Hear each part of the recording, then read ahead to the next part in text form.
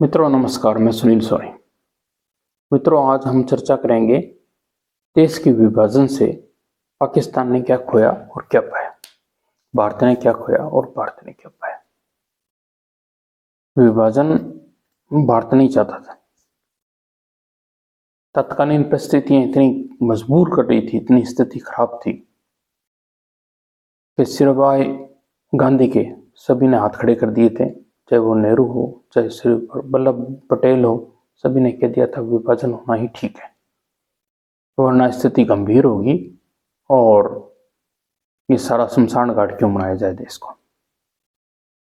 विभाजन में क्या नुकसान हुआ ये तो आपको पता ही होगा। करीबन 10 लाख व्यक्ति मारे गए और 1.5 करोड़ लोग विस्थापित हुए। 55,000 हिंदू और सिख महिलाओं का बलात्कार हुआ और करीबन 10,000 मुस्लिम महिलाओं का भी बलात्कार हुआ। जो त्रासदियां झेलनी पड़ी लोगों को, ये पूरे मानवीय इतिहास में, पूरे संसार में इस तरह का कोई उदाहरण नहीं मिलता। धर्म के नाम पर विभाजन हो और इतनी त्रासदी झेलनी पड़े, ये कभी नहीं हुआ। धर्म का मतलब ये होता है जोड़ना, व्यवस्था बढ़ाना, परंतु ये नहीं हुआ देश के अंदर, उल्टा हुआ। धर्म का मतलब तोड़ना और अधर्म फैलाना, जिसे कह सकते हैं जो कुछ भी हुआ। अंग्रेजों की नीति तो यही थी कि फूट डालो राज करो। वो अपने मकसद में कामयाब हुए, परंतु वो मकसद में कामयाब नहीं होते यदि महत्वाकांक्षा नहीं होती। हिंदू बहुल्य देश था, हिंदू तो चाह रहे थे कि देश का विभाजन ना हो, परंतु मुस्लिमों का कुछ वर्ग, ये एक वर्ग ये चाह रहा था कि भाई विभाजन हो। उन्हें लग रहा था कि हमारे देश के पास में सत्ता नहीं आएगी, क्योंकि तत्कालीन जो नेता थे, जो नेतृत्व था, वो हिंदुओं के हाथ में था। परंतु ये उनकी गलतफहमी रही। उन्होंने अपनी ताकत को 3 भागों में बांट दिया। तो भारत, पाकिस्तान और बांग्लादेश बराबर बराबर पॉपुलेशन 3 भागों में बट गई। एक तरीके से उनकी सत्ता कमजोर हो गई। यदि देश एक होता तो हकीकत ये होती कि मुसलमानों की सत्ता या ताकत लगभग हिंदुओं में बराबर ही होती। 40% से लगा के 45% इनकी आबादी होती अखंड भारत की, और ताकतवर होता है। जरा उस समय की स्थिति को देखते हैं। बांग्लादेश को छोड़ दीजिए, हम कंपैरिजन करेंगे सिर्फ भारत और पाकिस्तान का। पाकिस्तान का क्षेत्रफल भारत की तुलना में 1/3 था। करीबन 32 लाख से कुछ ज्यादा भारत का क्षेत्रफल था और 8 लाख वर्ग किलोमीटर से कुछ ज्यादा पाकिस्तान का था। आबादी के हिसाब से देखा जाए तो भारत की आबादी लगभग उस समय 10 गुनी ज्यादा थी पाकिस्तान की तुलना के अंदर, बांग्लादेश को छोड़कर। जीडीपी का हिसाब लगाया जाए तो भारत का जीडीपी करीबन 7 गुना ज्यादा था। आज ये हालात है कि भारत ने अलबत्ता विकास किया, बीच में पाकिस्तान बहुत आगे निकल गया था हमसे, और भारत ने विकास किया और भारत की जीडीपी करीबन पाकिस्तान से 11.5 से 12 गुना ज्यादा है। और पाकिस्तान की जीडीपी उस समय भारत की तुलना में 1/7 थी, अब 1/लगभग 12 हो गई है। यानी जीडीपी का बहुत ज्यादा फर्क पड़ गया। भारत ने ज्यादा ग्रोथ ली, इस हिसाब से पर कैपिटल भी ज्यादा बढ़ी है। क्षेत्रफल पर कैपिटल प्रति किलोमीटर घनत्व जो माना जाता है, तो भारत को क्षेत्रफल कम मिला परंतु आबादी ज्यादा मिली। यानी 10 गुनी आबादी मिली और क्षेत्रफल सिर्फ 3 गुना मिला। तो भारत ने काफी प्रोग्रेस की। इसका मतलब आपके पास में आर्थिक संसाधन भी कम है। नदियां भी पाकिस्तान को ठीक मिली, 3 नदियों का तो पानी पूरा पूरा दे दिया गया और उपजाऊ क्षेत्र था। जो प्रोडक्शन था सरप्लस था। आज हालात ये प्रोडक्शन माइनस में। हम कोई काम करते हैं अपने फायदे के लिए, परंतु हम यदि किसी के लिए खड्डा खोदते हैं तो हो सकता है वो खड्डे में दूसरा ना पड़े, हम खुद ही गिर जाएं। यही हालत पाकिस्तान की हुई। पाकिस्तान के जो मुसलमानों को जो सपन दिखाया गया था कि उनको फायदा मिलेगा, वो फायदा नहीं मिला, उल्टा नुकसान मिला।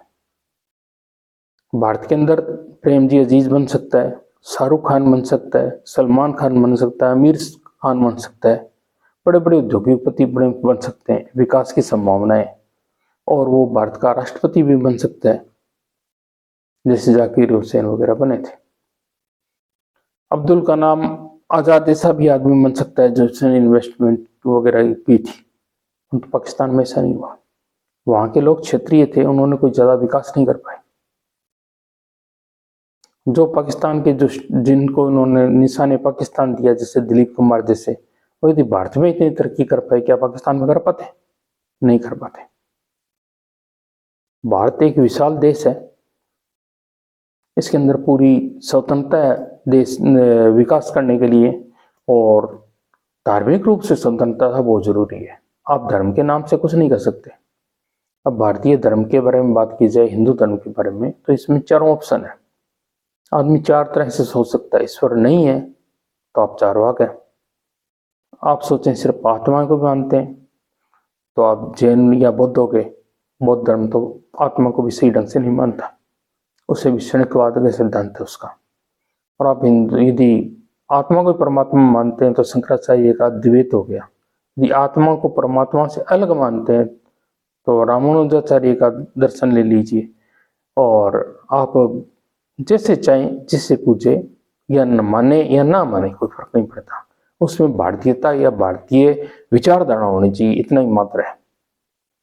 जिस इस्लाम की स्थापना हुई थी निर्गुण निरंकार के हिसाब से, वो निर्गुण निरंकार की परंपरा तो भारत के अंदर वैदिक काल के अंदर ही थी। हाँ, ये बात है मार्केट में चला नहीं। जो मार्केट में जो धर्म की चीज चलती है उसी को पंडित पुरोहित आगे चलाते हैं, अदरवाइज नहीं चलाते। उनको लगा कि ये पुराने वगैरह कहानियां वगैरह चलेगी मार्केट में, ये कथा से उनका जीवन यापन होगा, तो उन्होंने वही चलाया। वही मार्केट में ट्रेंड था, वही जनता सुनना चाहती थी, उस हिसाब से धर्म का डेवलपमेंट हुआ। तो ये नहीं है निर्गुण यदि मार्केट के अंदर चलता तो यहाँ वाले शायद पंडित पुरोहित निर्गुण को चला लेते। भूखे भजन तो नहीं होता। जो भी रोजगार चल रहा है धर्म का, वो किसी न किसी आर्थिक आधार पर चलता है। आर्थिक व्यवस्था बीच चाहिए उसको। आप बहुत सारी सभ्यताएं पूरे विश्व की इस धर्म के विस्तारवाद की शिकार हुई। विश्व के लगभग 60% हिस्से के अंदर इस्लाम फैला या ईसाइयत फैली। वहाँ के जो क्षेत्रीय धर्म थे, जो हिंदुओं के टाइप के ट्रेडिशनल धर्म थे, हिंदू धर्म है जिसे, वो सारे नष्ट हो गए, उनकी बलि चढ़ गई। और एक ही तरह की विचारधारा पनप गई।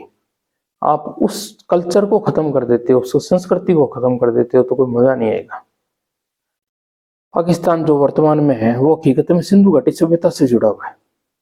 सिंधु घाटी सभ्यता को उबारना चाहिए, वहां की संस्कृति को उबारना चाहिए, उसकी भाषा को उबारना चाहिए, वहां की सिंध की संस्कृति को, वहां की पंजाब की संस्कृति को, वहां के बलूचिस्तान की संस्कृति को उबारना चाहिए, जिससे हिंदुस्तान के अंदर हुआ।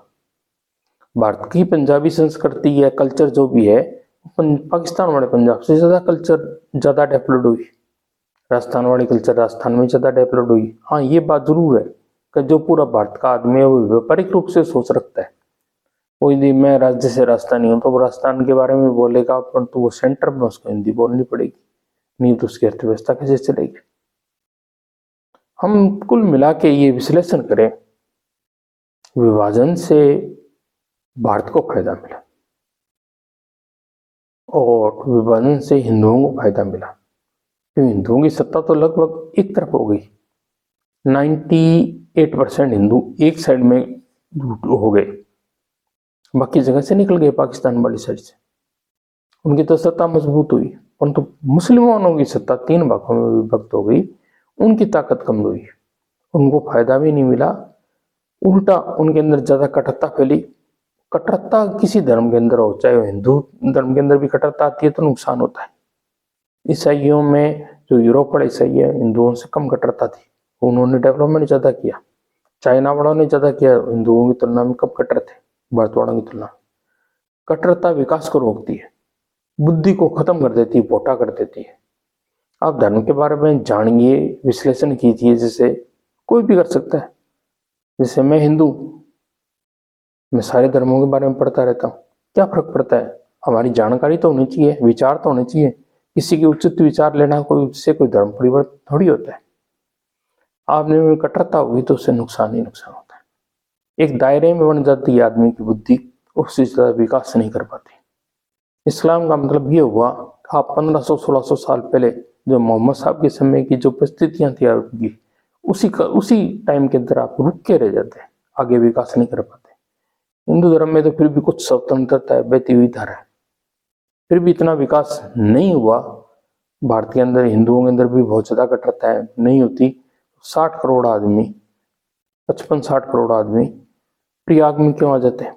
आए ना इतने सारे प्रियवादी, धार्मिकता तो है, तो फिर भी कुछ ना कुछ इस्लाम की तुलना में छूट है। धर्म से कुछ नहीं होता। इस गिद्दे की, गिद्दा मैन एरिया जो भारतीय उपमहाद्वीप है, भारत, पाकिस्तान, बांग्लादेश, नेपाल वगैरह जो भी है, दक्षिणी एशिया का हिस्सा, उसकी कल्चर एक है, भाषा एक है, इसको पहचाननी चाहिए, आपस में मिलके रहना चाहिए। आगे जो जो बीत गया वो तो नहीं आ सकता, परंतु भविष्य को सुधारें तो बढ़िया है। जो एनर्जी एक दूसरे को खराब करने में लगा रहे हैं, नष्ट करने में लगा रहे हैं, वो पॉजिटिविटी की तरफ लगाएं और विकास की तरफ ध्यान दें तो अच्छा रहेगा। आर्थिक स्थिति बढ़ेगी। भारत की पॉपुलेशन समस्या इतनी नहीं रही, पाकिस्तान की रही है। पाकिस्तान में डेवलपमेंट तो पूरा हुआ, उसकी आबादी जो ग्रोथ रेट थी ना, वो खा गई उसको। हिंदुओं की जो ग्रोथ रेट है वो 1.9 के आसपास है, जबकि मुसलमानों की 2 जो पाकिस्तान वाले मुसलमान हैं या पाकिस्तान की जो प्रोडक्टिविटी है वो बहुत ज्यादा है। आबादी ज्यादा बढ़ने की वजह से अनाज की समस्या हो गई वहां पे, तो डेवलपमेंट रुक गया। आबादी को कंट्रोल करें, शिक्षा की तरफ ध्यान दें। भारत की साक्षरता की दर चीन से तो कम है, परंतु पाकिस्तान से बहुत ज्यादा है। साक्षरता नहीं होगी तो डेवलपमेंट कैसे होगा? ये दो चीजें जो विशेष रूप से है उनसे, या इसके अलावा प्रजातंत्र है, प्रजातंत्र के मामले में भारत ठीक रहा है। वहां पे यहाँ पे कोई तानाशाही शासन नहीं हुआ, पाकिस्तान में बार बार होता रहा। उसके अलावा धार्मिक कट्टरता, ये 4-5 ऐसे मुद्दे हैं जो भारत और पाकिस्तान को अलग करते हैं।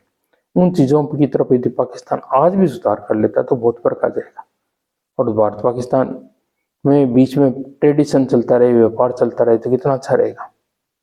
कभी पाकिस्तान के लाहौर वालों का भी दिल्ली था, बम्बई था, और दिल्ली वालों का लाहौर भी था, कराची भी था, आज नहीं। जब यदि खुलापन होगा तो आते रहेंगे। वीजा प्रॉब्लम तो खत्म होगी, वीजा खत्म होगा तो घूमेंगे, टूरिस्ट आएंगे तो उससे कुछ आमदन बढ़ेगी पाकिस्तान की, उसको फायदा है। एक दूसरे की टांग खींचने की बजाय हम एक दूसरे का सहारा बने तो अच्छी बात होगा। जय हिंद मित्रों, जय भारत। और आपको मेरे विचार आगे लगे अच्छे तो आगे प्रशंसित कीजिएगा। और ये पूरे इस क्षेत्र के हित में इस विभाजन से बहुत ज्यादा नुकसान हुआ है, बहुत बड़ा मानवीयता को नुकसान हुआ है। यदि उसके फोटो देखें, आप उसकी पिक्चर देखें तो आपके आज भी रोंगटे खड़े हो जाते हैं। मैं हूँ, मैं भी पाकिस्तान की साइड का रहने वाला था और अब आज भारत में हूँ, बहावलपुर साइड का। वो यदि घटनाएं याद करते हैं, हमारे पूर्वज जब बताते हैं तो आदमी के दिमाग के सारे तंतु हिल जाते हैं। क्या स्थिति मिली हुई है। धन्यवाद, धन्यवाद, धन्यवाद।